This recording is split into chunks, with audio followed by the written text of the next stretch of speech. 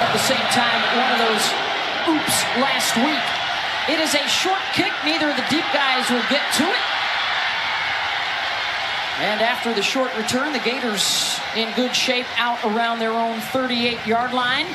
Yeah, that's where this offense will start, with the offensive line that still does not have Kingsley Eggwalkin at center. It is Jake Slaughter starting there again for the second week in a row. They try and run it to the left side, and stuffed over there by the Cowboys. That was Trey Winters getting in there to get a hit on Montrell Johnson.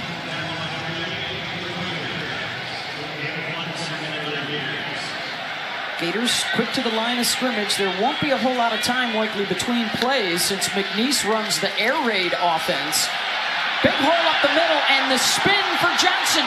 Gets to the outside and into McNeese territory for a first down to the 42. Yeah, that's the ability. This is what Florida wants to get to. It's running the football, but it's also the vision, the cutback.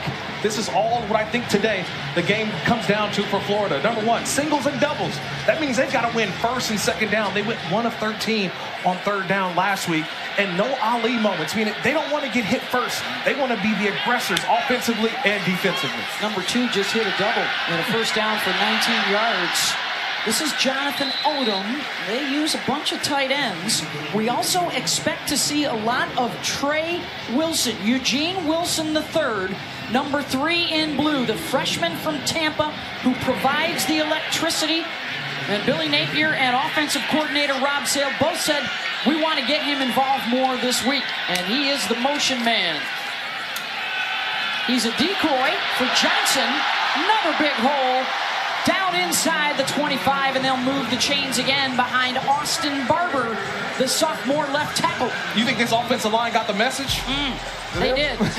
You're talking about good push off the line of scrimmage and allowing Johnson to just pick a hole. He had 3 of them that he could have went through, went to the outside off tackle. They have already surpassed their rushing total on this drive than these running backs had all of last week. And it's Johnson again, tugging a defender down inside the 20. Micah Davey, the leading tackler last week for the Cowboys against Tarleton State. Yeah, right now you're going off the left side. Watch the left guard, 67, Richie Leonard. He gets a nice little seal block. Then you get the tackle, Austin Barber. Everybody is a hat on a hat. This is what they didn't do last week. A lot of stunts and blitzes, I said, from the Utes of Utah. This week, a little bit different defensive scheme. They're able to get off and get some good push. Barber, Leonard, Slaughter, Mazuka, and George, the guys up front.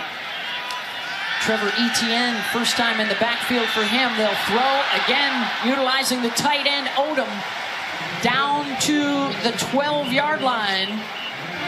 And another Gator first down. That's Poise from Graham Mertz. Because he had Etienne on the sideline streaking, but he didn't want to take that throw. He went underneath for a good pickup for a first down. Out of the pistol, Etienne, his first touch, and it's a good one inside the 5 and down to the 2-yard line. And it looks like they will give him the spot to move the chains again. First and goal, Gators, that time behind Richie Leonard. Yeah, Richie Leonard, number 67. He's having himself a great first drive. He gets a nice little seal, and that's what creates the opening for Etienne. He doesn't need much, just a little bit of a gap. And you see the electric run by Etienne. Etienne gets the call and wrapped up and thrown down in the backfield. That was a good push from Jalen Jackson coming out of the secondary for the Cowboys. Well, you're probably going to see the Cowboys at some point of McNeese. They've got to slow this run game down. So you're going to see some blitzing from the safeties, corners. That's what Utah did last week. So if you watch the film, see if Florida offensively can correct it. They go 3 tight ends here, Kirk. Check that. 4 tight ends. And Montrell Johnson is back in at tailback. 2 of those tight ends will line up in the backfield. Montrell's got it right up the gut. Touchdown, Florida. What a drive for the Gators. Johnson, 5 carries for 44 yards and a special teams miscue again. Take another look, Kirk. Look at those tight ends, though. They've got both hands in the ground, so they're running the football on the outside. Watch the left guard as well, Richie Leonard. This is big boy football, SEC football. At the point of attack, you get the good push, and Montrell Johnson, 5'11", 215, right into the end zone, right in our living room. To help Johnson through the middle. I was so excited they had both hands in the ground. You got tight ends ready to get some good push up front. And the Florida Gators are on high alert after a touchdown allowed on the very first play of the game last week. They had that 70-yard bomb over the top of their heads, but the rest of the day, only 200 total yards allowed. The defense settled right back in. Right, I mentioned it earlier, Beth. That was like a prize fight. And they took a shot early on about the Utah Utes. That first defensive snap, they give up a touchdown. And it was an aha moment, but they were able to settle in with a lot of young players on defense. They were able to find their rhythm and find their way throughout the game. Nate Blanche checking over the side with head coach Gary Goff and OC Adam Neugebauer. This is the air raid. He is a Hal Mummy, Mike Leach disciple, and Durham breaking tackles into the secondary and into Florida territory as he fights his way down inside the 45. Yeah, D'Angelo Durham, 6'1", 208 from Augusta, Georgia. He's a downhill runner. He finds the space that's needed, and all of a sudden, you see the power that he runs with. And so Florida has to plug those gaps early on because you're going to get a lot of misdirection from McNeese to try to throw this defensive front and also these linebackers off. 28 yards, that's their longest rush through their first two games.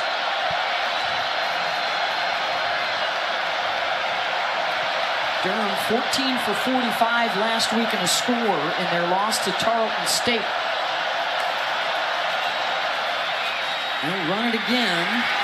Wrapped up after a gain of about 3. How about the keys on the other side here, Kirk? I think it's pretty simple. If you're McNeese, right, left, that means one step at a time, one play at a time. You're not going to win it all at the end. It's just one play at a time. And keep your headphones on. Meaning, don't listen to the outside noise. Play the game on the field. Do not allow the crowd to get into it. Play your game, your style of football. An FCS program out of the Southland Conference. They were picked in the preseason to finish 3rd in their league. Tremendous history with 14 conference championships, 16 trips to the playoffs, and twice the Cowboys played for the national championship. And the pass on second down incomplete. Lance was looking for John McCall. Jalen Kimber, one of the few upperclassmen on this defense, had the coverage. They do not have a senior on their 3 deep. And they have, 22 new guys played for the first time last week in their opener. Yeah, a lot of eagerness is what Austin Armstrong, the defensive coordinator for Florida, talked about. Guys who want to go out there, they're flying around trying to make plays, but this is a critical 3rd down for them to get off the field. Princely jumped off the left edge. Must have gotten back, no flag. They tried the deep ball down to the 5, and it's broken up. Kimber again had the coverage on John McCall, and it's 4th down. Yeah, I'm looking for the flag that was on the play. I thought, like you mentioned, Princely jumped off sides. Defense number 1, 5-yard penalty. But officials did not call it. Looks like he did call it now. His microphone's not working. Okay, now it is. Is there yardage? There it is. Now yes, they're marking now it off. It is. We paused for a second. We saw he was clearly in the neutral zone as that ball was snapped. So that takes it back to 3rd down as well. After the yardage, it's 3rd and short. All eyes for Florida fans will be on Princely Umanmielen. Or check that. I think this is 4 down territory, though, Beth. Oh, yeah. Princely Umanmielen is the guy they're going to be watching, number 1. They need some pressure off the edge. They didn't get any against Utah last week. I think Coach calls timeout. Coach Goff for McNeese. He realizes how important this 3rd down is, but also being able to take a shot knowing. Patience is what he's trying to preach with this young team, and it's a big 3rd down and 2 right here. First challenge of the night for their defense. Quarterback will keep, and he's met in the backfield and thrown down by Umanmielen. Wow. You talk about reading the play. That's how you do it. It's Tyreek Sapp. He's the right defensive end. He got up the field and forced Glantz to have to make a decision. There's just nowhere to go. 4th down, they're going to go. D'Angelo Durham off the left side, and he's got it. First down, Cowboys down to the 31-yard line. That's a terrific job there by McNeese. They had 2 plays called in the huddle. If they didn't get it on third down, they got right back on the line of scrimmage, and they ran the second play right away. That caught, I think, the Florida defense off guard. There was no one there for the big pickup for Durham on fourth down.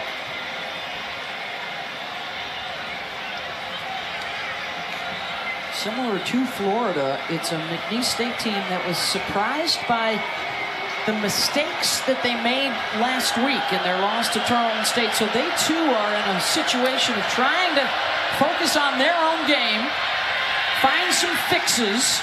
Certainly not an easy environment against an SEC foe to do it in. That's Cam Thomas on the call. Jaden Hill's already got a handful of stops for that Florida defense. Well, he's playing out there in space. So when you spread the offense out for McNeese, they've got 2 receivers up top, 2 receivers at the bottom. Jaden Hill, he's splitting the difference between the left tackle or the right tackle and also the receiver.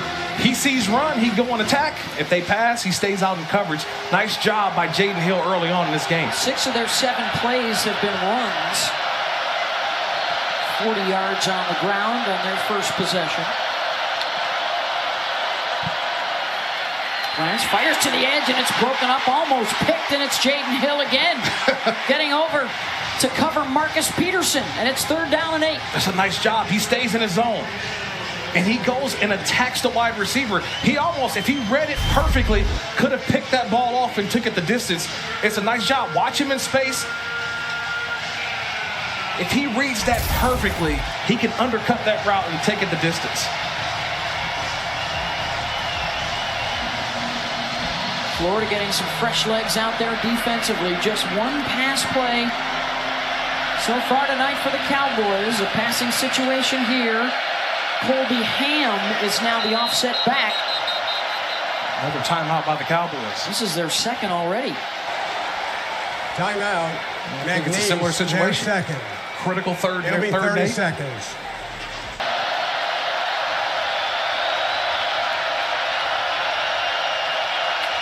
Florida shows pressure off the edge. They're coming after Glantz. Gets to the outside and then is hammered for a big loss back out across the 40-yard line. Scooby Williams decked him, and it's 4th down. There's FCS, and then there's FBS. You can get away with that on the FCS level. You get up to the SEC, you got to get rid of that football, Nate Glantz. You don't hold it and try to allow the routes to develop. It's get the ball off. If you hold it for 1 extra second, watch number 17 in the middle of the screen, Scooby Williams. He's the spy on the quarterback. Quarterback gets out of the pocket. You see him attack and bring him down. That's a huge sack on 3rd down for the Gator defense. They did not have a sack. They did not have a takeaway last week. They're trying to bring some more heat this time. And Ricky Pearsall is the deep man here on 4th down, back around his 10-yard line. Caleb Eddings boots it away. Oh, and it takes a good Cowboy bounce inside the 5, and they'll down it there at the 1-yard line. Back here in the swamp, and it was all Montrell Johnson Jr. on the first drive for the Gators. It's about creating an identity. They didn't do that last week at Utah. This week, the emphasis on the ground game. And Montrell Johnson showed you on the first drive, 5 carries, 44 yards, and a touchdown. The identity is starting to get set for these Florida Gators of 2023. Yeah, they ran at 7 of their 9 plays on that drive. They had 3 rushes of over 10 yards, and it's Trevor Etienne who will open up this drive out of his own end zone. And he'll carry it out to the 8-yard line. Levi Wyatt with the stop. And this is a little more like it for Florida. They want to run the football. To me, 44 attempts last week for Graham Mertz, that's just way too many. To me, it's about 1st and 2nd down. That was a win right there with that run by Trevor Etienne on 1st down. They have back-to-back seasons where they ran for over 200 yards per game. Of course, last year that would have been with Billy Napier.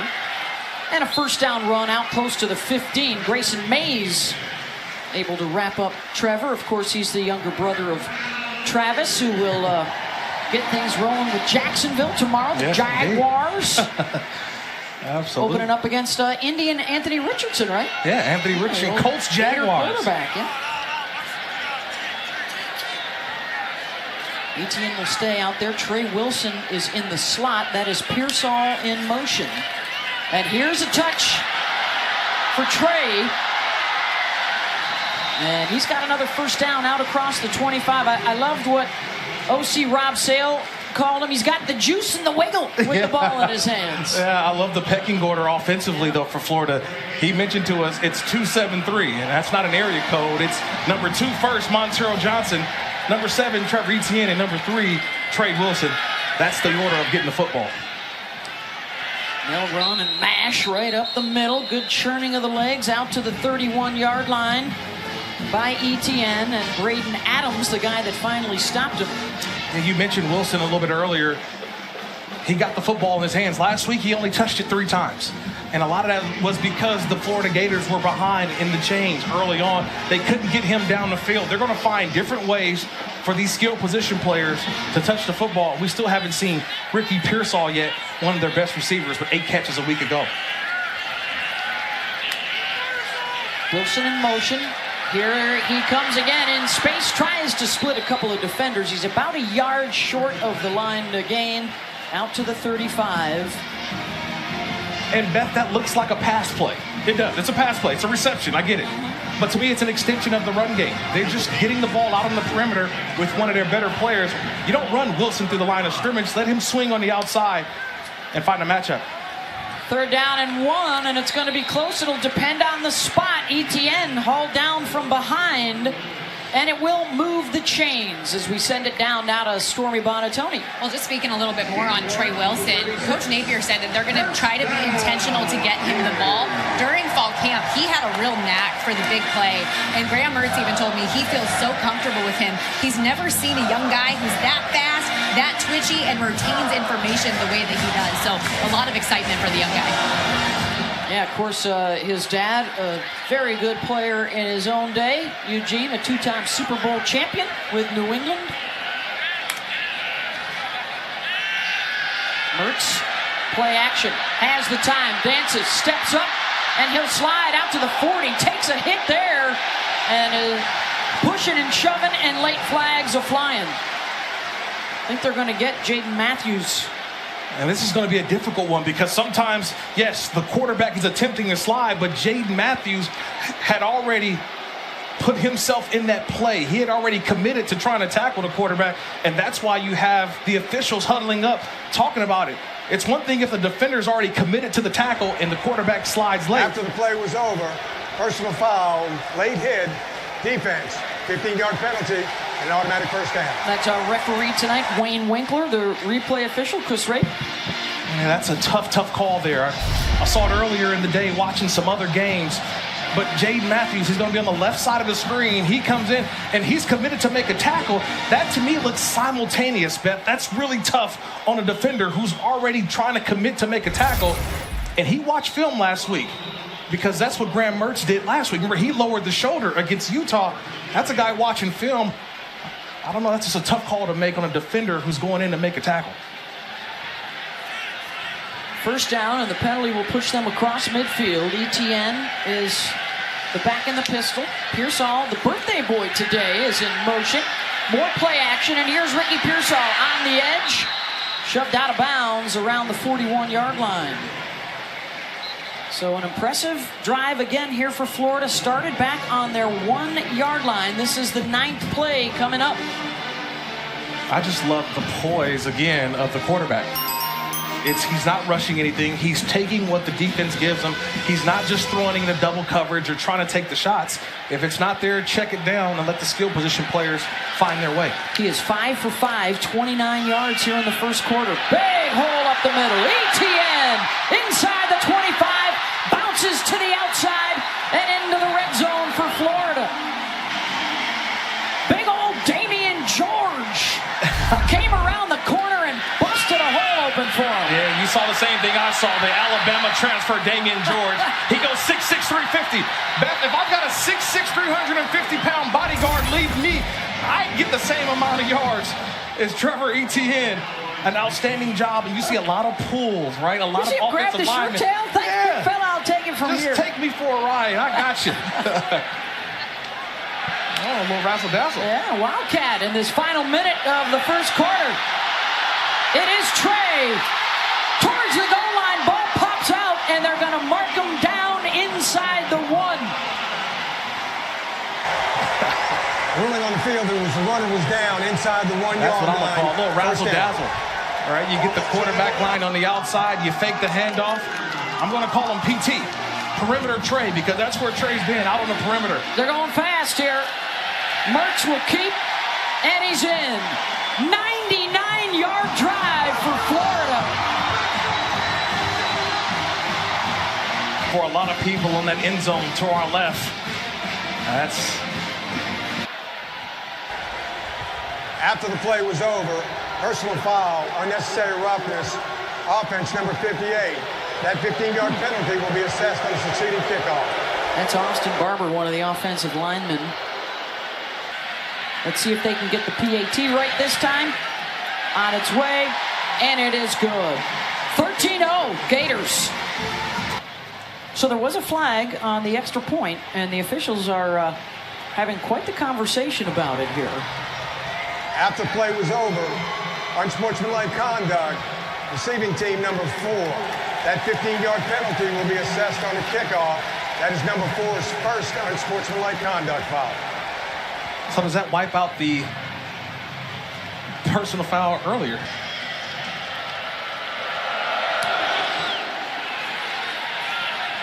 This boot into the end zone.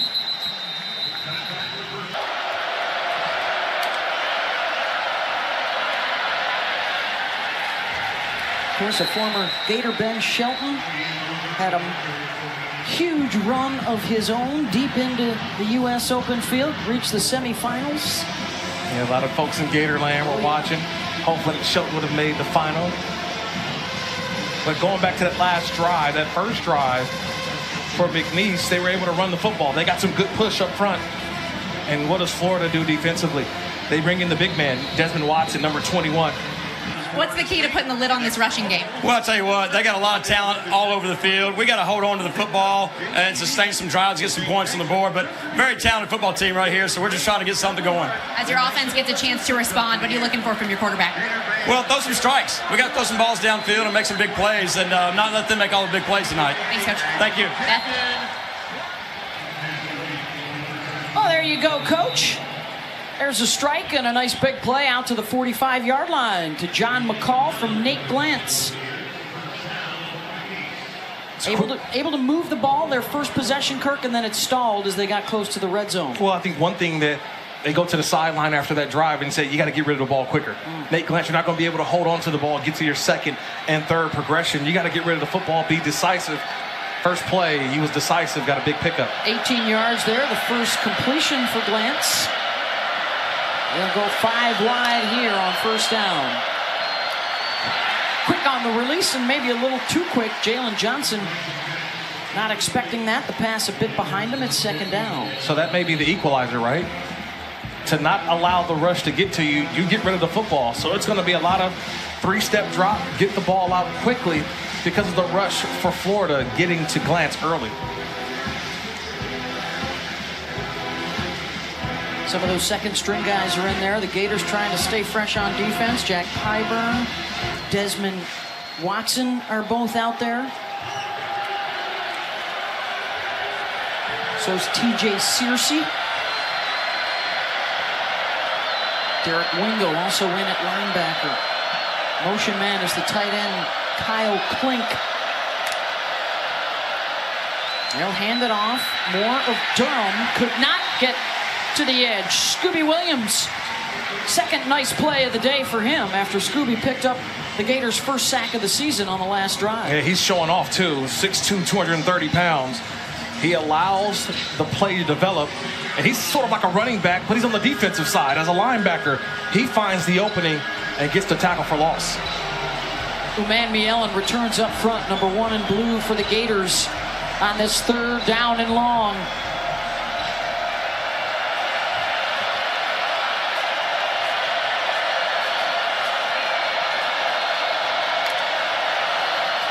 Glantz, Uman Mielen in pursuit, and he gets to the quarterback and slams him down.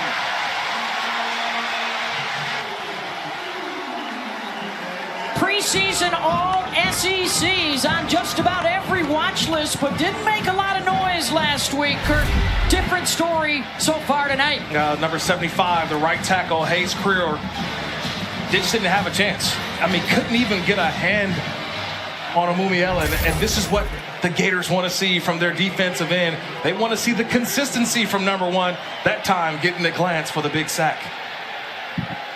Eddings had a terrific punt. First time out for him. Boomed one all the way down to the 1-yard line.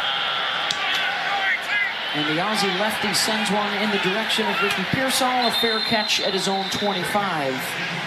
Impressive showing for Colorado over Nebraska. And Ole Miss, that's a nice win for the SEC as Trayon Webb, the freshman from Jacksonville, gets the call. Another bit of a gut punch for the Southeastern Conference. So tonight, Miami takes care of Texas A&M down in South Florida. Yeah, I know a lot of Gator fans here don't want to hear Miami winning, but they took care of an SEC opponent. Yeah. That's a big job. Good job there by Cristobal and the crew. And let's see, Kirk, tonight, right now, Texas is winning in Tuscaloosa, 10-3 in the second quarter. Coin of yours already, putting up some points. Here comes Trayon Webb again. Had one carry last week against Utah. He picks up a first down here, and you got to love what the OC Rob Sales says about Trayon. He is fearless for a freshman. He will, and I quote, put his face in the fan for you. Yeah, that means he's not scared.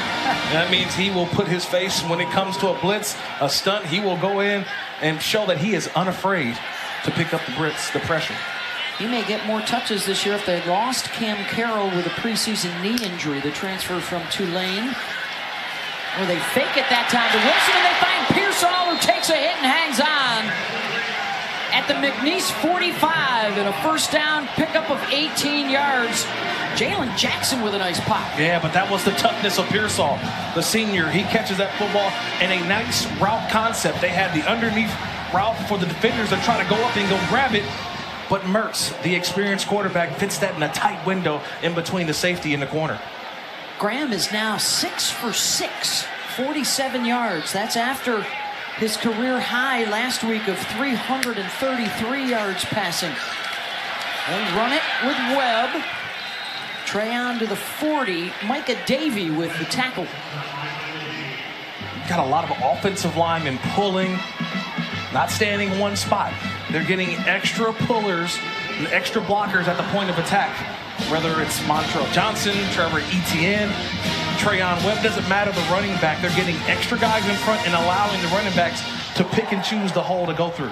They were really hammering it home with the guys this week in practice execution. A ton of film study and repetition and routine. Eugene Wilson III down to the 30-yard line. And again, Jackson with a nice hit.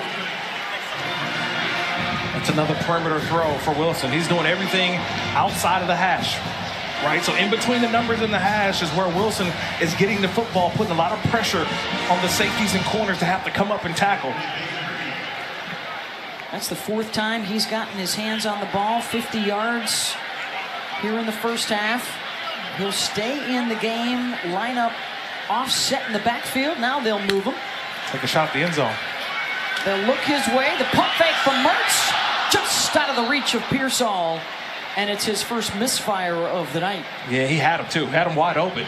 You set that play up, right? You had Wilson doing the swing pattern again to the outside. So the defense is all eyes on number 3, and no one had their eyes on number 1, Pearsall, who was streaking up the left sideline.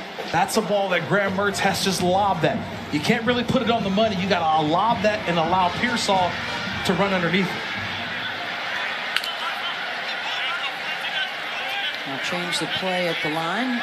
Webb stays in the backfield, so each guy has really been a featured back on each of the 3 possessions. It's Webb's turn, and he's down inside the 25. That'll set him. Actually, they're going to say he was down at the 25, so it's a 3rd down and 5 for Florida. Kylan Armstead with the tackle. It's only their 2nd 3rd down of the night. They're 1 for 1. Obviously, who's been the go-to guy? It's been Pearsall on 3rd down. Also, Trey Wilson. Both receivers to the left.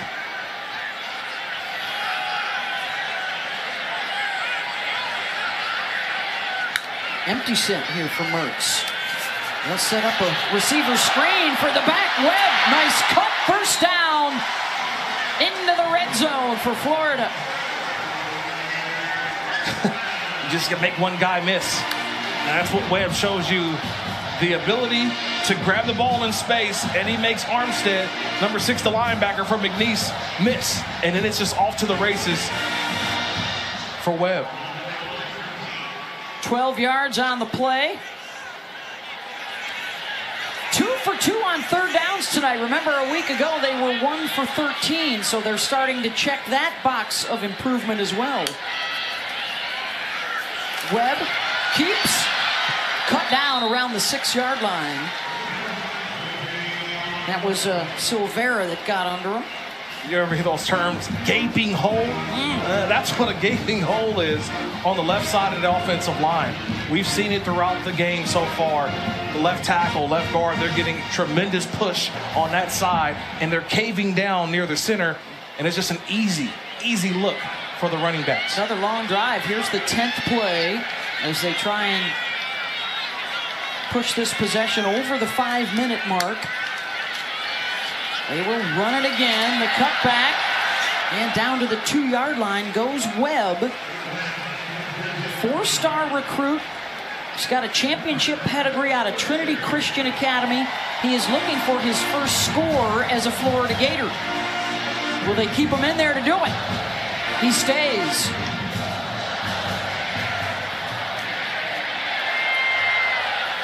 Play action. Mertz back in the end zone, and it's dropped. Dante Zanders was wide open. Couldn't haul it in. And Zanders knew it.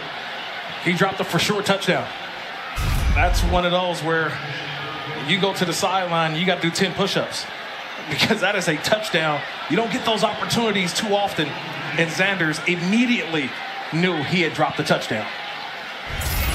Montrell Johnson will check back in as the tailback here on 2nd and goal.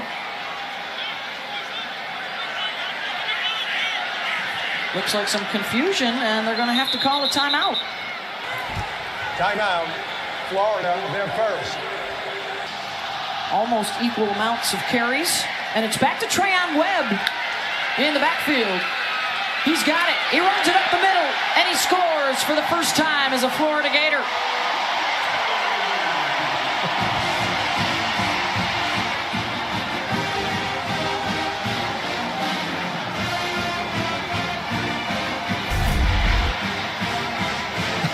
Graham Mertz is still learning the offense. Look, he went to the wrong way first. Yeah. Look at Graham Mertz, the transfer from Wisconsin.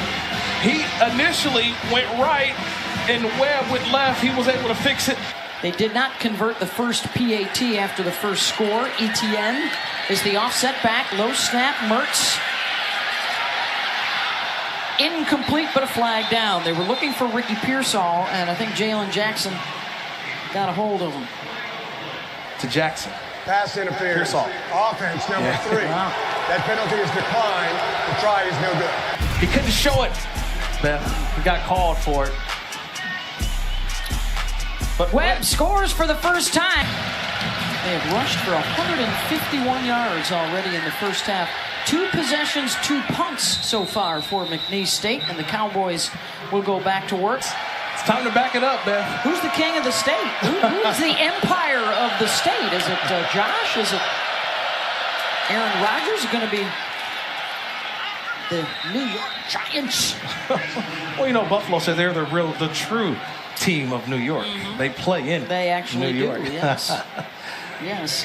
What are you thinking about Anthony Richardson now? Of course, here last year at Florida, and he wins the starting job with the Colts. Yeah, a lot of trust in Anthony Richardson. Yeah. And I think he's got a new head coach. Well, the brand new head coach for the Colts, Shane Steichen, they believe in him. They saw what he could do as a Gator. I think that he can do the same thing with the Indianapolis Colts. Yeah, big expectations for them.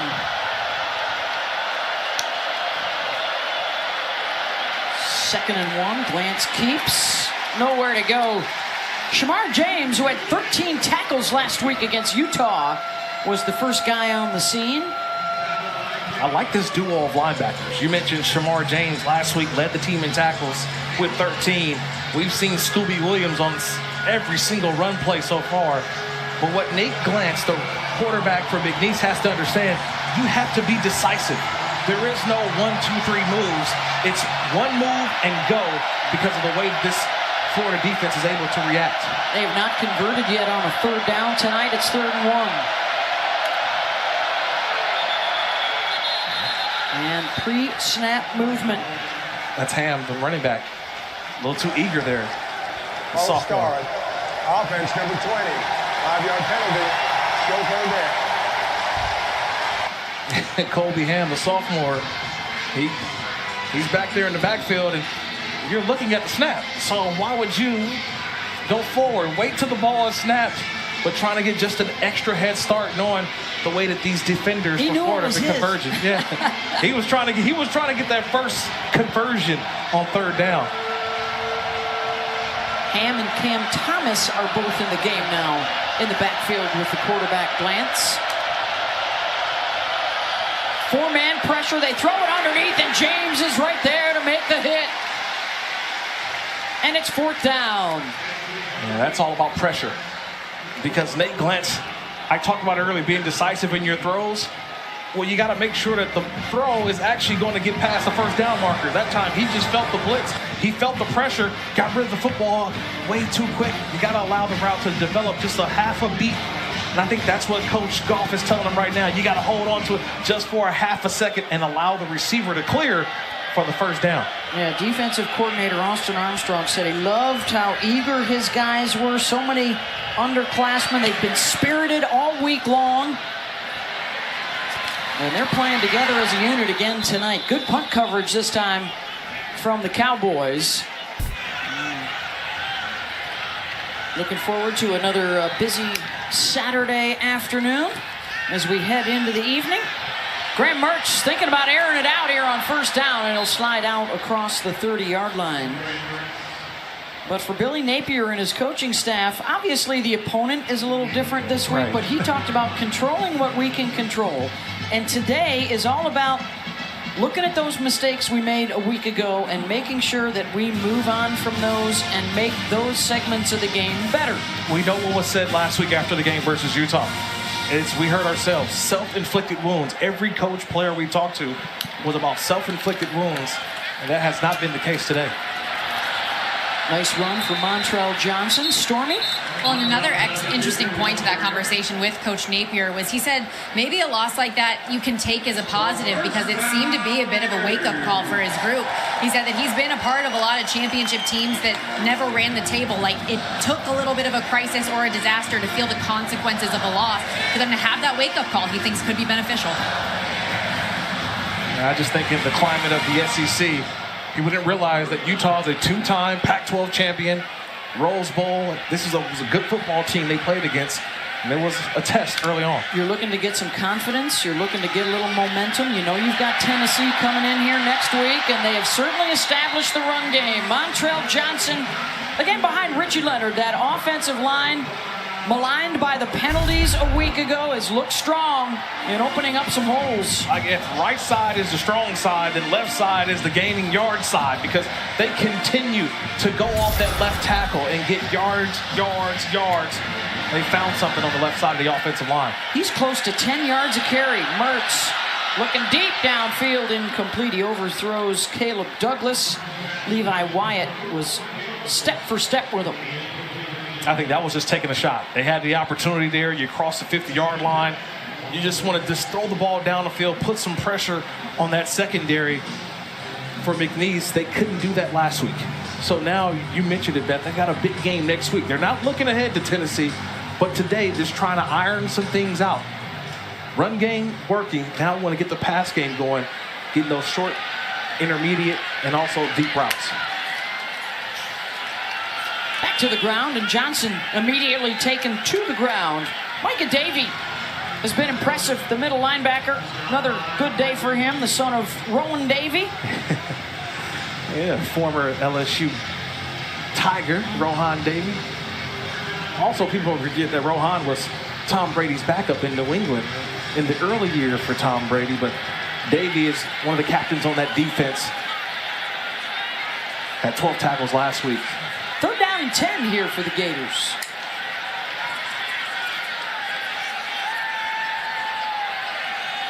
McNeese looking for its first stop of the night.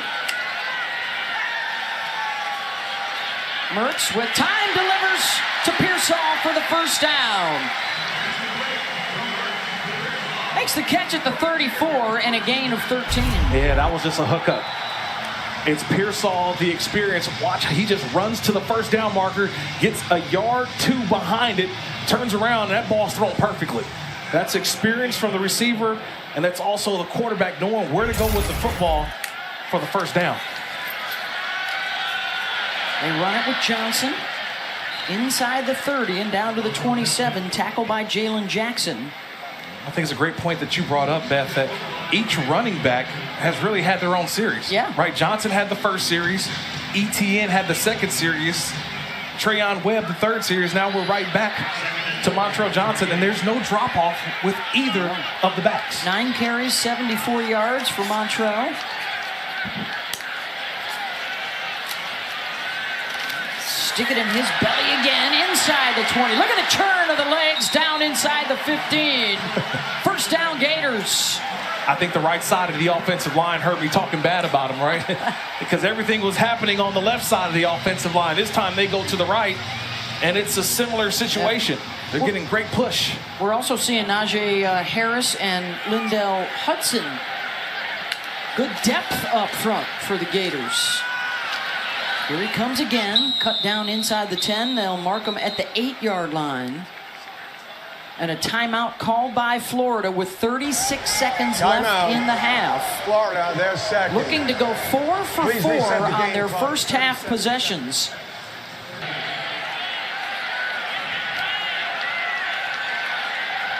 Trevor Etienne now in the game at tailback. He'll get the call off the left side. The cutback, and he'll stroll into the end zone. Touchdown, Gators. From 8 yards out. 4 rushing scores tonight, Kirk, by 4 different guys. Well, ETN better go shake Jake Slaughter, 66 to center. Richie Leonard, the left guard. Make sure you go dap them up. Give them a big hug, because those 2 guys, road graders. Yeah, there you go. Give that to the offensive line. That's how you do it, ETN. He realizes that offensive line is doing a great job up front, opening holes, playing on the McNeese side of the line of scrimmage. Just another easy run for these tailbacks. That looks like the scepter that the band leader runs out onto the field with. Well, the way these offensive linemen have been leading the way, they should go lead the band out. I mean, just watch the left side of the offensive line. They're in the end zone before ETN is in the end zone. It's a party in the end zone. The offensive linemen are getting there first, followed by the running backs.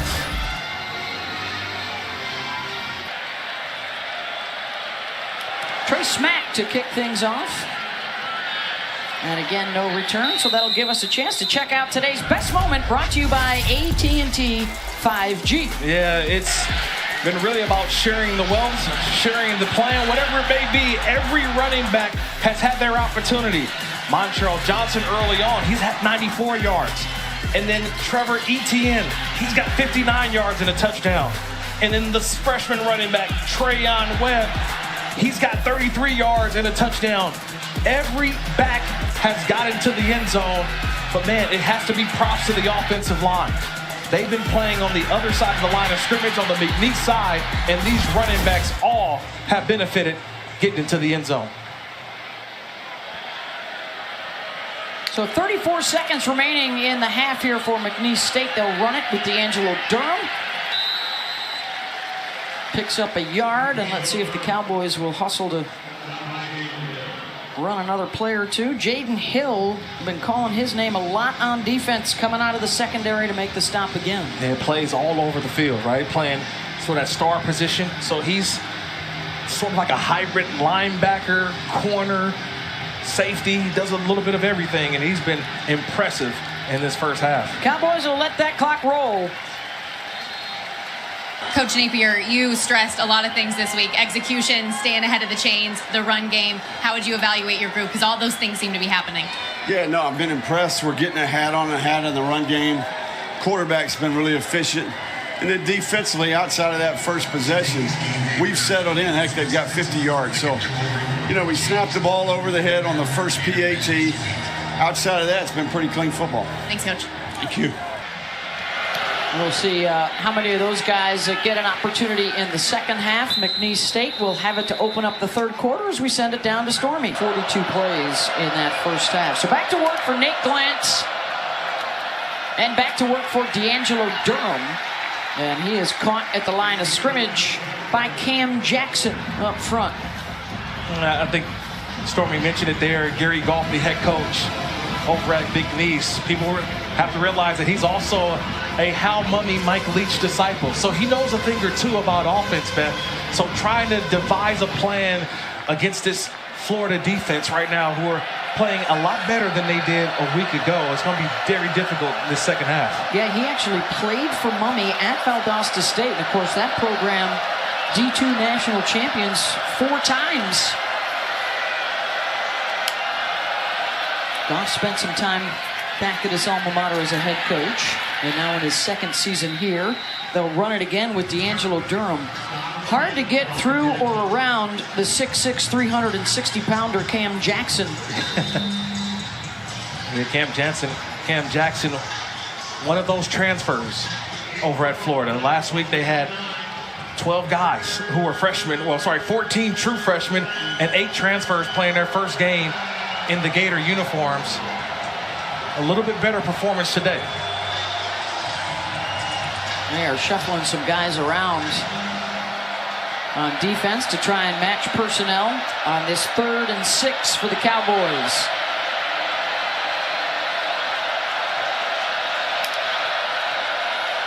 Four-man pressure. Glantz out to the perimeter and incomplete. His intended receiver slipped, Jonathan Harris, and it's 4th down. Yeah, Glantz, he's shaking his head because he knew he had a first down. But coming out of the break, Jonathan Harris just didn't get that right foot in the ground, and that's a missed opportunity for the Cowboys. Could have been a first down, and now you're punting to the Gators.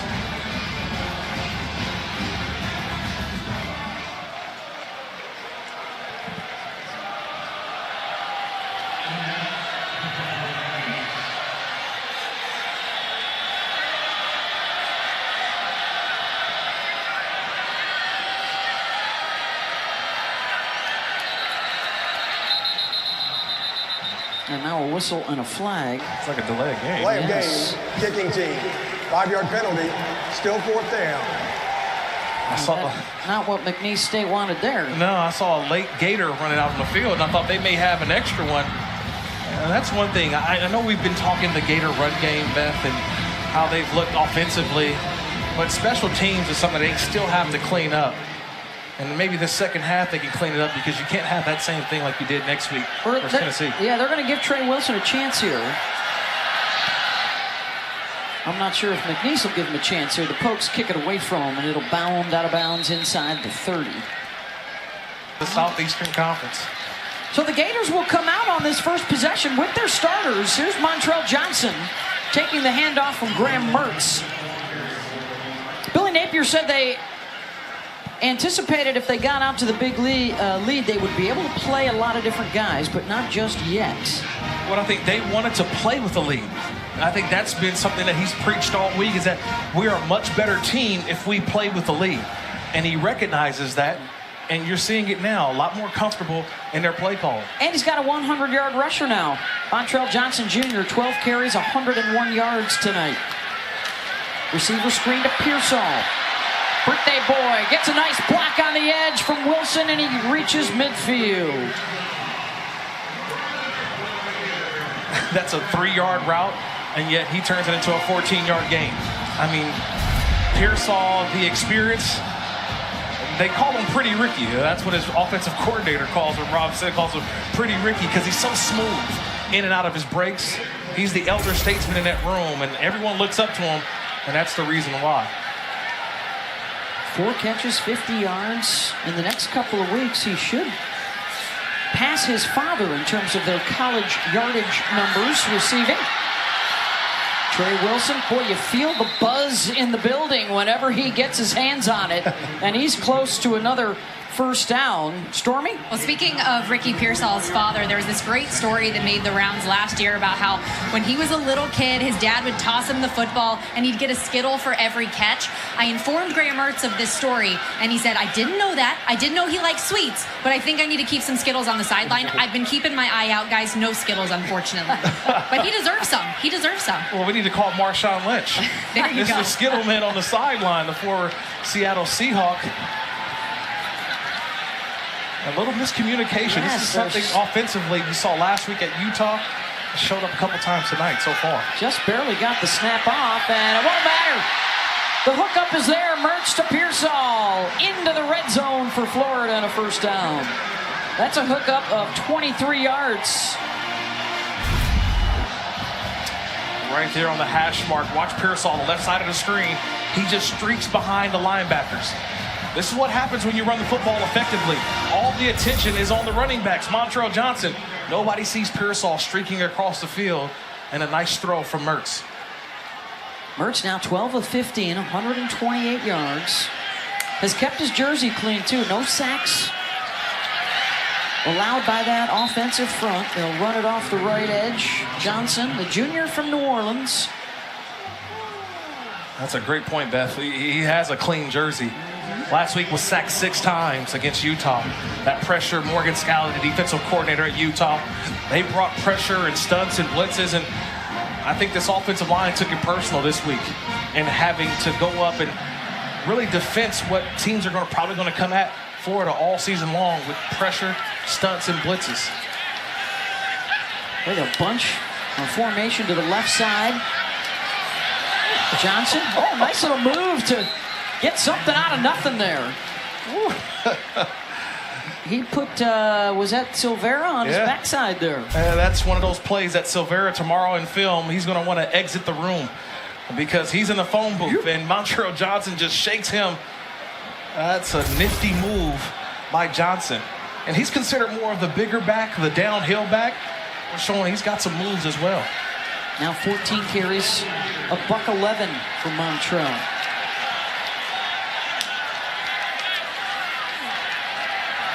More of him. Hit at the 2, stays on his feet, and he's in. Touchdown, Florida. Second of the night for Montrell Johnson Jr. On that last one, reaching across for a touchdown. Boy, and another strong drive for the Gators. They average 10 yards per play as Adam Mahalik knocks it through. 33 zip. All Gators tonight. It's been about the run game. Montrell Johnson, angry runs at reaching that ball across. Number 2 with his number 2 touchdown of the day. They're just teeing off tonight. Yeah, my short game, my wedge. I got to go work on that one, but they've been long driving all day. Is that the end of the Florida starting offense tonight? That remains to be seen if they'll head back out there with the comfortable lead. And a pass completion to Cam Thomas for a first down. If you look at that Florida schedule, Kirk, you see Tennessee. I do. Let's see, they're not waiting in the wings yet. I think are they still in action here tonight? Or did they go final efforting? Yeah, they beat Austin Peay 30-13, so. And that's the one that people around here, that's what matters. That's a conference matchup. Yeah, you're right. Florida has won 9 in a row here against the Vols. Of course, a new sheriff in town up there last year for Tennessee with that 11-win season. That included a victory over Florida. Out close to midfield here for Mekhi Paris. Looking to get back-to-back first downs. They didn't have any in that second quarter. In fact, that last one, the first since their first drive tonight. It's just been a tremendous job defensively. The communication has been there, right? Last week, some communication breakdowns for Florida defensively. Not so much today. Yeah, held them to just 79 yards so far. Only 23 plays have been run. We'll give it back to Cam Thomas. Met in the backfield and thrown for a loss. There's a negative yardage play for Bryce Thornton, the freshman out of College Park, Georgia. So they don't have any seniors back there, just a couple of juniors. 6 freshmen in their secondary. A ton of freshmen. And they are not afraid. Now whistles and flags before the 3rd down snap. Yeah, I'm not sure that the offensive line was set. And you got to be set for at least a half a beat. And I don't think they were set. False start. Offense number 75. 5-yard penalty. Still 3rd down. Well, that's one of the things that Gary Goff was talking to Stormy about, the 3rd down penalties. We saw a couple of those in the first half, and now another one here in the 3rd quarter. Yeah, one play at a time, just trying to rush it. They had the 3rd and 2 opportunity, and you try to go fast. One guy gets a little antsy, and it now pushes you back to a 3rd and long. Couple of running backs, Durham and Thomas split with the quarterback. 4 guys coming for the Gators, and the spy will get the quarterback. He was waiting, T.J. Searcy, and he found him, and it's 4th down. That's picture-perfect defense. This is what you want. Austin Armstrong, the defensive coordinator, this is what you want from a spy.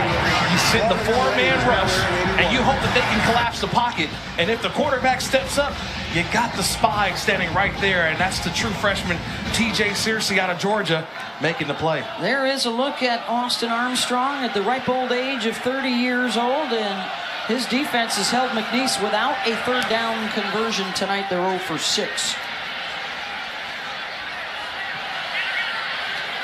That'll be down at the 15 at 4 Eastern.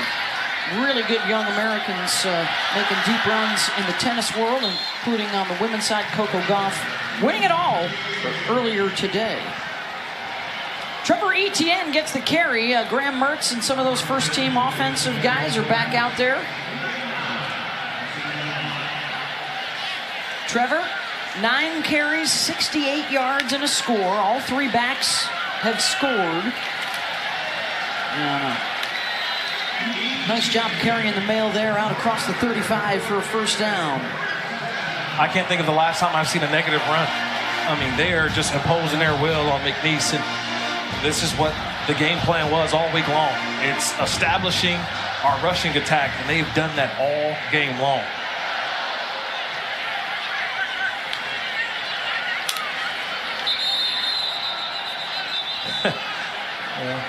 The entire offensive line moves except the center. False start. The entire offensive line. And there you go. 5-yard There it penalty. is. And that's because it's a new center. Richie Leonard moved over from guard to center. I'm saying, wait, the whole offensive line moved and the actual center didn't snap the football. There will be a play or two to nitpick about, Yes. undoubtedly, for the Monday morning quarterbackers here at Florida. But it's nothing new for Billy Napier, who was telling us this week he comes from a family of coaches, his dad, both of his brothers. No strangers are they to criticism. But he said it was important, as Stormy was reporting earlier, Etienne taken down back at the original line of scrimmage, to feel the consequence of game day errors. Watch them together collectively on tape, and then get back to their routine. He's been very patient with his guys this week. Sure, there was some intensity because the fellas did not want what happened last week to happen again this week. And for the most part, so far, they've answered the call from their coach. Etienne out of the backfield. Green grass in front of him. Breaking tackles out to midfield. I think one of the things that they realize that we've got to get the ball to our playmakers in space, handing it off. It doesn't matter. Just get them the ball, let them go to work. And I love one of those quotes from Coach Napier, like you mentioned, Beth. He said, we've got to learn what's required to prepare. Learn what's required to go out there and be at your best. Offensively, it's been a flawless game offensively. Maybe a throw or two may have been off, a drop pass in the end zone. But this is a rushing attack that is going to help this team, this offense, get to where it needs to go. Pass play here for the Gators. Mertz airing it out. He's got Pearsall in stride.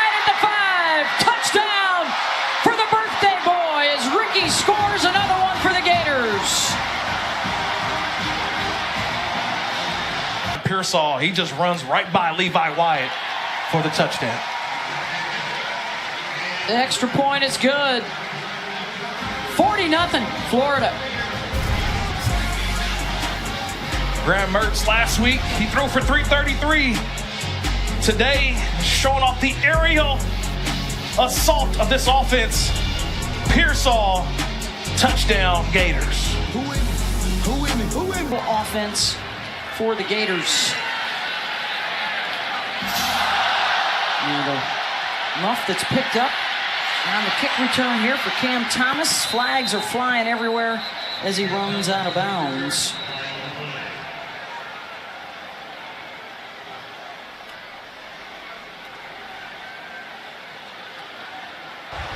During the return, holding, return team number 8. Half the distance to the goal, first down.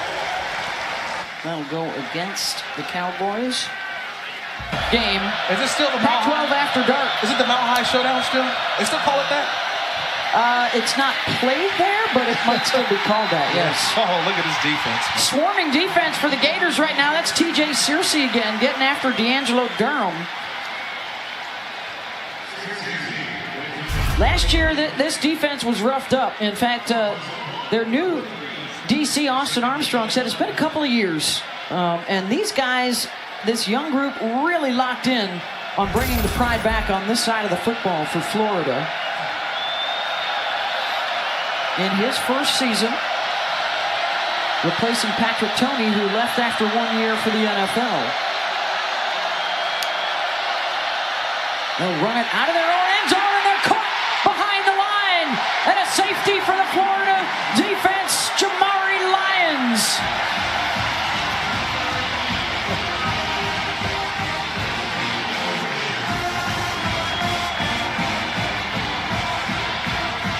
The safety dance for the Gators student body. I don't know who's more excited, the players or the coordinator. That's Jamari Lyons fighting through a block and getting into the backfield and getting the safety. This is a young defense. There's freshmen all over. Jamari Lyons, he's a redshirt freshman. And they're growing up right in front of our eyes. Last week, they had an outstanding job of finally settling in. But it's their coach, Austin Armstrong, the young DC, 30 years of age. Where around the country, it was something he had to do. Well, it's been a good fit so far for Florida. The fair catch out across the 35 by Tyreek Sapp. Well, that defense has been making plays and actually putting points on the board for them, and now some of the starters will call it a night. Max Brown is out there at quarterback, the redshirt freshman out of Tulsa, Oklahoma. And he will hand it off to a true freshman, Trayon Webb. Second series of the night for Trayon. He got one in the first half, carried it 7 times for 33 yards. You know, I think a lot of people last week thought that the loss to Utah would make Coach Billy Napier and the team go out there and turn up the heat at practice. Well, that wasn't the case. The weather was the heat that was turned up, but it wasn't the approach. The approach was just let us do what we do. Go out and execute, and that's what they've done so far today. 3 different backs, but it's all been the same thing. Moving forward, nothing been going behind. I think they're going to mark Webb just short, so it's 3rd down and inches. Last year, Max Brown, a redshirt, didn't get any action. Big senior year that had him passing for almost 3,000 yards and rushing for over 1,000. Scored 61 touchdowns his last year in high school. And they'll run it here for first down yardage out to midfield for Webb. Of course, as you know, Kurt, the new era of college football, you're not only recruiting guys to stay, you're recruiting next year's class. A lot of those commits are here. They got a big-time quarterback coming in next year who is committed, DJ Lagway. And with the transfer portal situation, so critical to keep that momentum, keep that positivity going all year long. But I think one of the things that we see with the transfer portal when it comes to quarterbacks is experience. Yeah. You know, guys who have played a lot of college football. I mean, half the SEC has got new starters this year. And you think about the starters who are coming in, these are guys who are experienced, played a lot of football. We talked Graham Mertz. You tell me where you can find a quarterback in college football that started 32 games somewhere else. That's the experience that Billy Napier was looking for, especially when you lose Anthony Richardson to the NFL draft. 2nd down and 7 might be the last snap of the quarter here for the Gators. And a good throw on the move for Brown to find Aiden Mazzell. Another one of those freshmen. And a first down to the 31. That's a pickup of 16. So what happens when you run the ball effectively, just things open up. The field seems to be a lot bigger, a lot wider. I know it's 53.5 in terms of width, but it seems like the field gets a little bit bigger when you're running the ball effectively. Headed to the 4th quarter here at the Swamp. The backup quarterback, Max Brown, and the freshman tailback, Trayon Webb.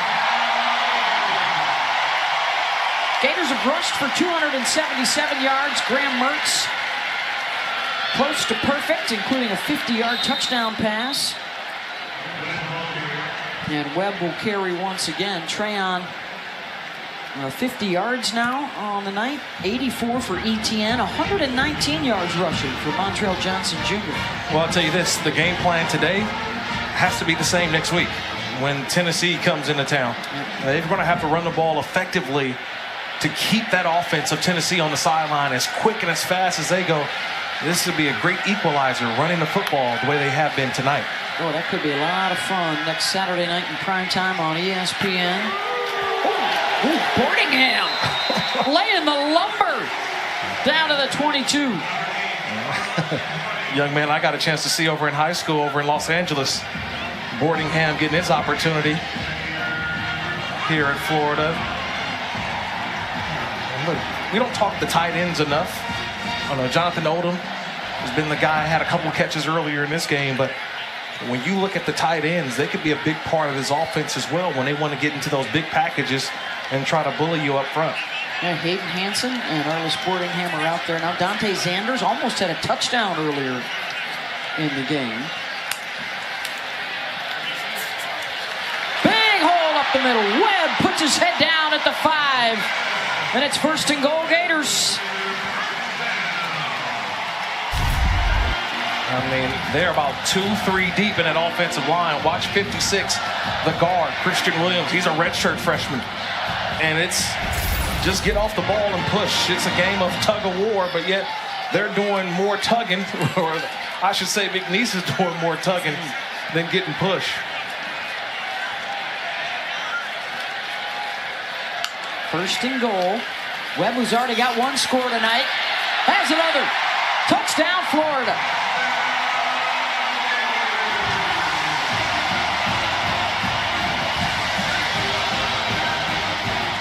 You move on and you hope that brighter days throughout this season.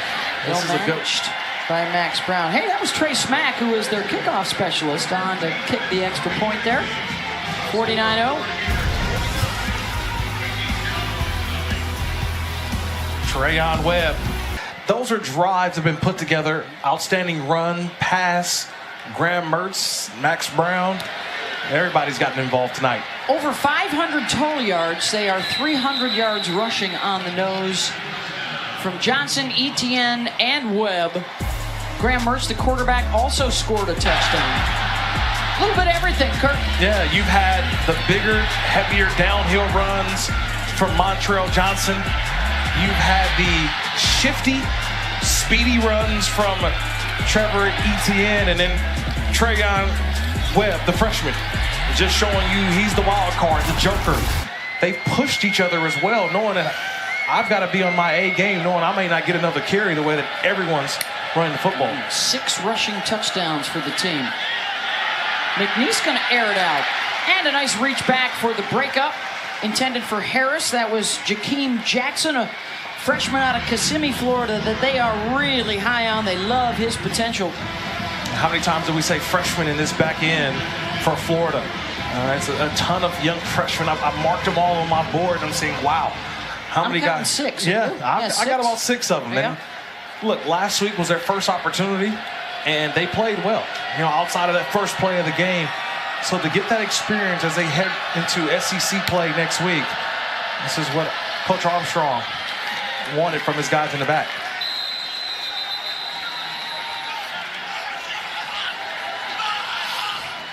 Yeah, they'll be in prime time next week against Tennessee. They have Vanderbilt, Georgia, and Arkansas at home as well. Their road games in the league: Kentucky, South Carolina, LSU, and Missouri. You know, you're looking at that schedule. You're thinking some of those are winnable. Right. On the road, they're only 1-6 on the road under Napier, so that is still on the to-do list moving forward if they're going to compete.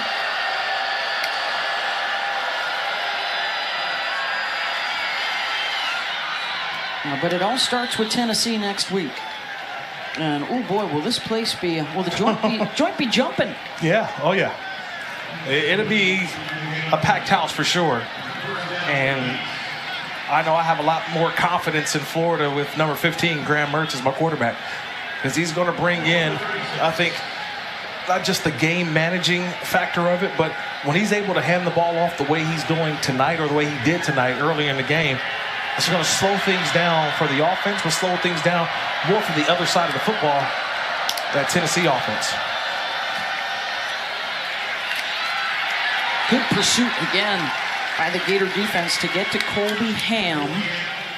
An update from Tuscaloosa, Kirk. Texas has scored 2 touchdowns in the first minute and 10 seconds of the fourth quarter, and they are up 27-16.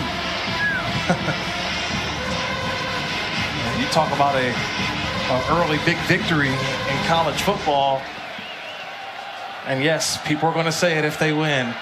Texas is back. I can already hear it now, man. Throw on 2nd and 10 and broken up again by Jakeem Jackson. Jakeem Jackson, the freshman from Kissimmee, Florida.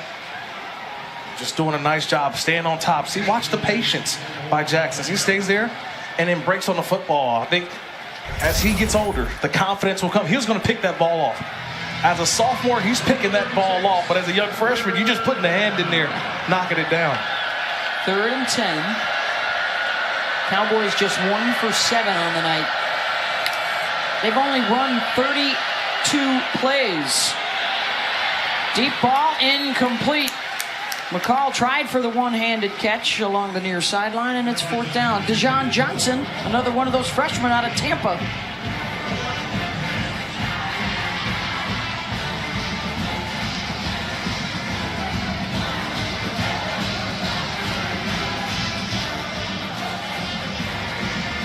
Well, let's see if they'll kick it anywhere near Trey Wilson here.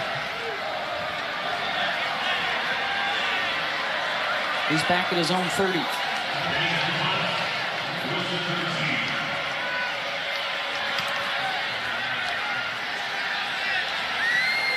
And Trey will let that bounce and then thought about running up on it.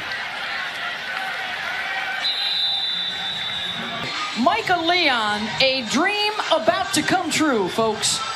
Here's a kid who's a lifelong Florida Gator fan, and he got an email to be a preferred walk-on.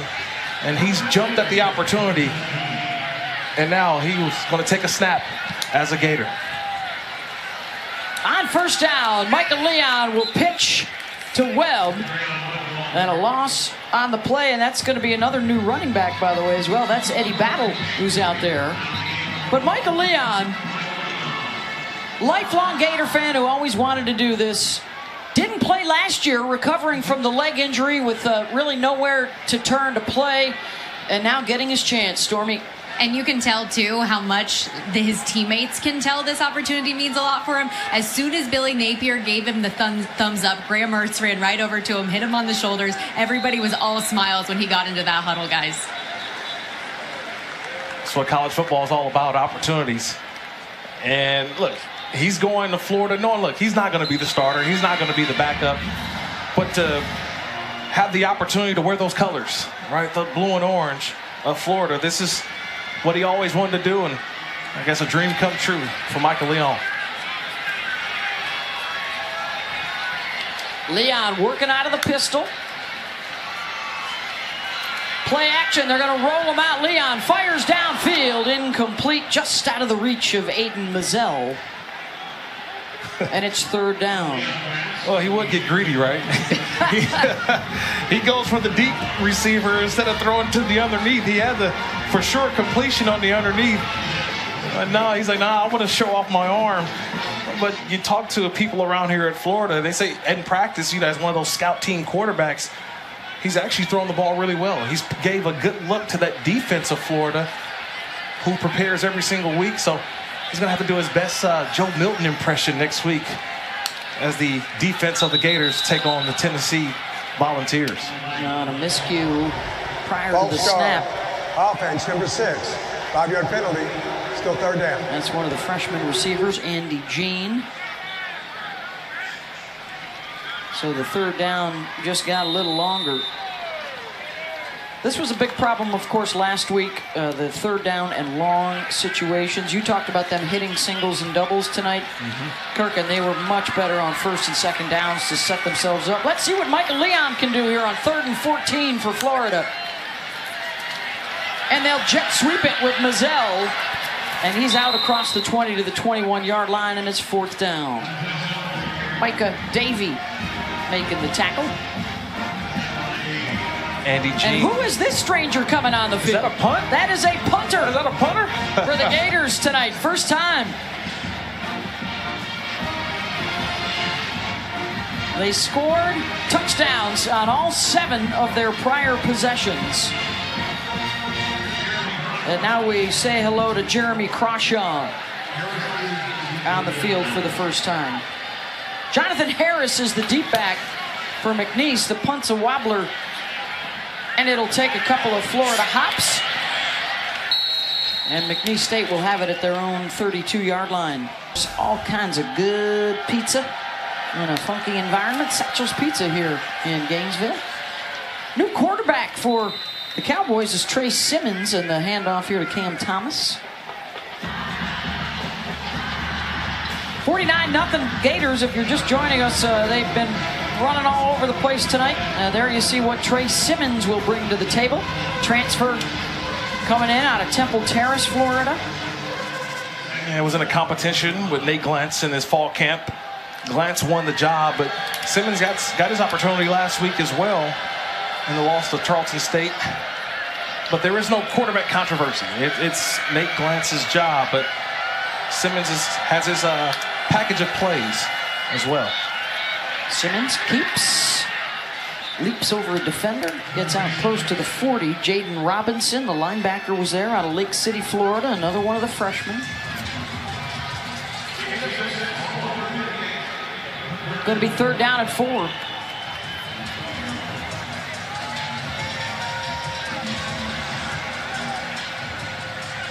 I would think that Simmons will keep this ball.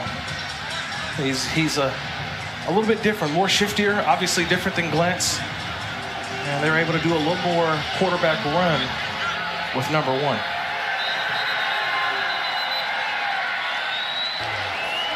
Timeout. Florida, they're first. It'll be 30 seconds. Jalen Milrow, the guy calling the shots this year for the Crimson Tide. 3rd down and 4. Pressure coming. Simmons eludes it, throws it out into the flat. They had a first down and may have given it up. Klink with the catch. Let's see if they give him the forward progress, and they do. Yeah, first down. That official right there saw the line the gain was made, and it's a nice job there by Simmons. He reads the rush, just retreats just a little bit, then gets to the outside and delivers a strike to the outside. Just watch Simmons. He just fades back just a little bit, sees the rush, creates, and finds the open man for a first down.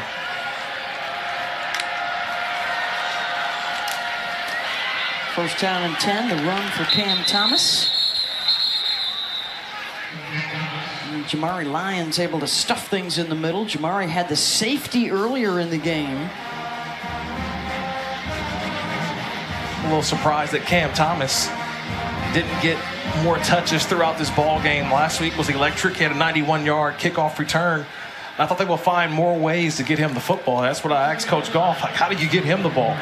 because he's electric, but a junior from Mississippi Gulf Coast Junior College. The spark plug for this offense.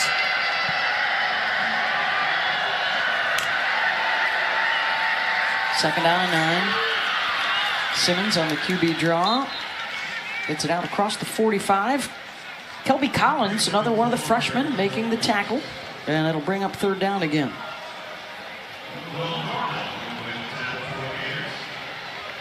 These are huge reps for this Florida defense. A lot of depth that they're trying to build. This is a young football team, very young, especially on the defensive side. So the more you can bring in guys and waves of substitutions, that's only going to benefit Florida's defense throughout the season.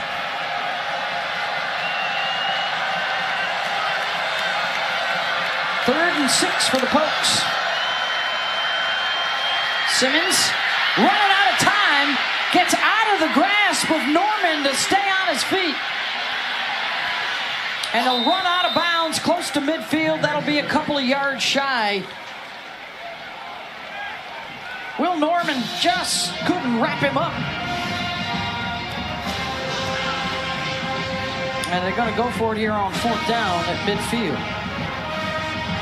Some of the ability that Simmons shows you is he's never out of a play. A little bit different. Glance the better passer. But Simmons, he's finding ways to keep plays alive for the Cowboys.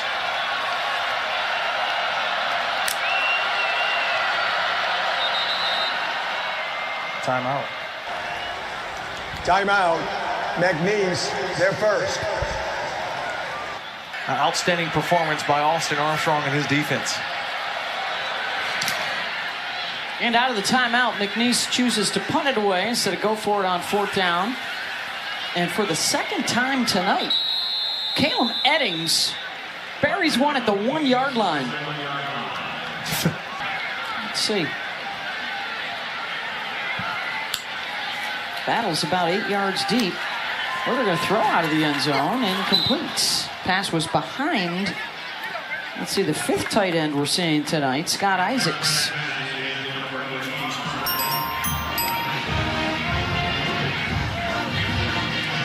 Still to come tonight, some more SEC action. Auburn's out at Cal. And then the Thursday night game this week is Navy and Memphis. We had a chance to see Auburn last week, and their new quarterback, Peyton Thorne, another transfer out of the Big Ten. Robbie Ashford stole the show, though. The backup quarterback stole the show last. Red zone Robbie. What do you have, 3 rushing touchdowns? Sure did. Sure did. It'll be a good matchup tonight against the Cal Bears. Yeah.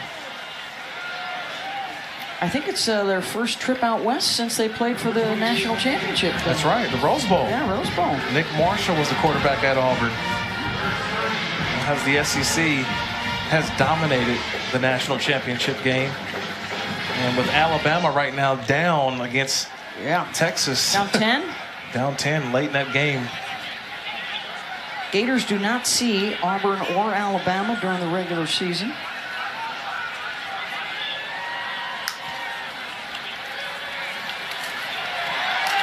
Battle.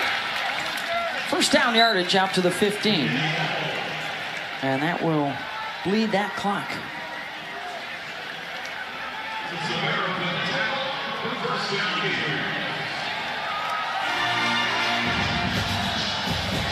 LSU bounce back for them. They're winning big. Oregon is also losing, as is Wisconsin. So could be some upsets tonight.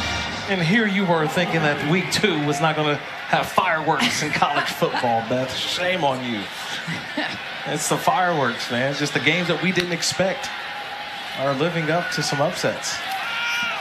Oh, almost pick 6 country.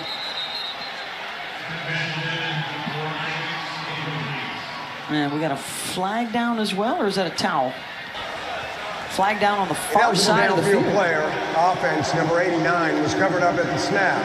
5-yard penalty, replay first down. Crejon Bennett was the guy that almost had the INT there.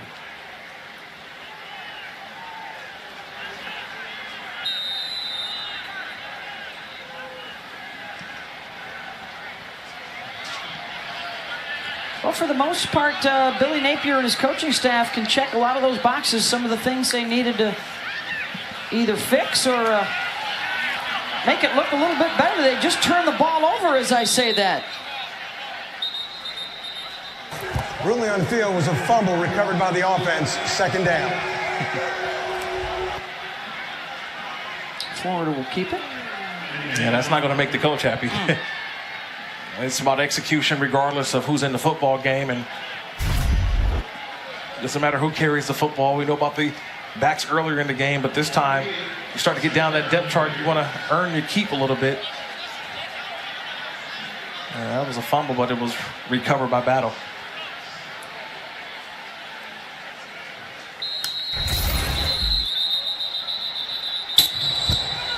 Timeout, McNeese.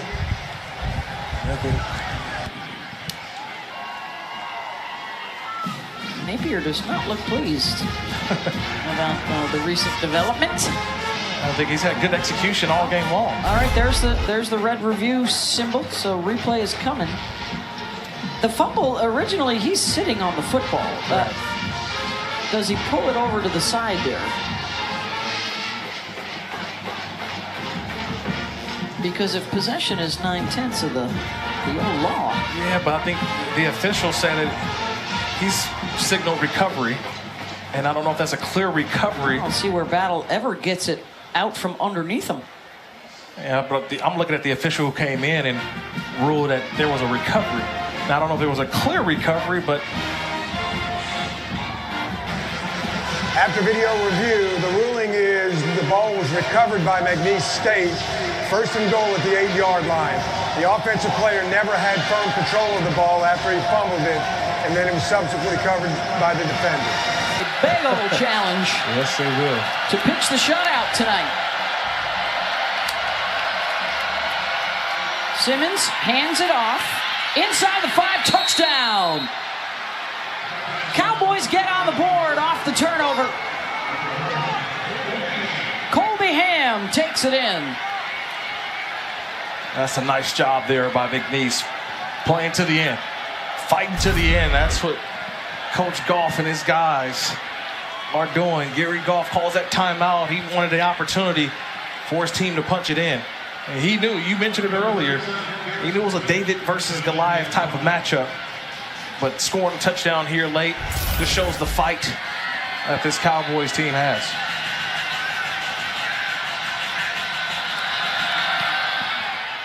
Extra point, Garrison Smith.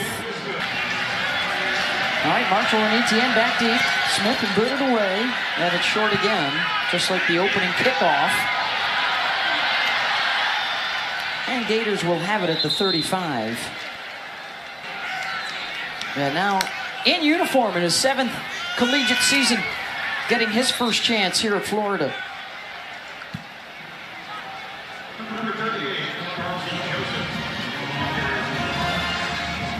That's Carlson Joseph, who is now in at tailback. And we're getting down on the depth chart now. Yeah, fifth guy. Well, the first 3 that we saw all turned in some big numbers. They've run for 316 yards tonight as a team. And Montrell Johnson Jr., 2 touchdowns, over 100 yards rushing. Trayon Webb, 2 touchdowns. Trevor Etienne, a score.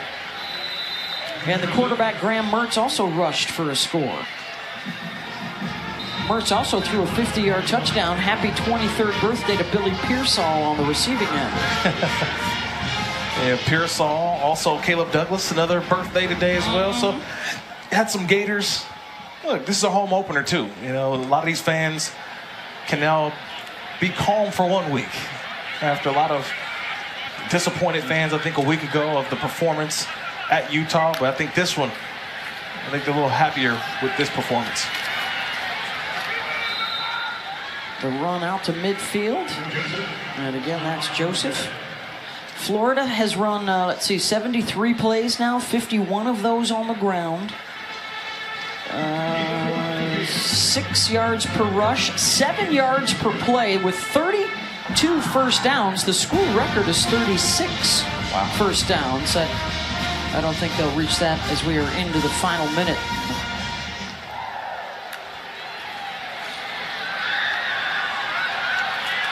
And around for another first down. So the Gators will get ready now for Tennessee to come to town here next week in a big showdown at the Swamp. And the opener in the SEC for Florida.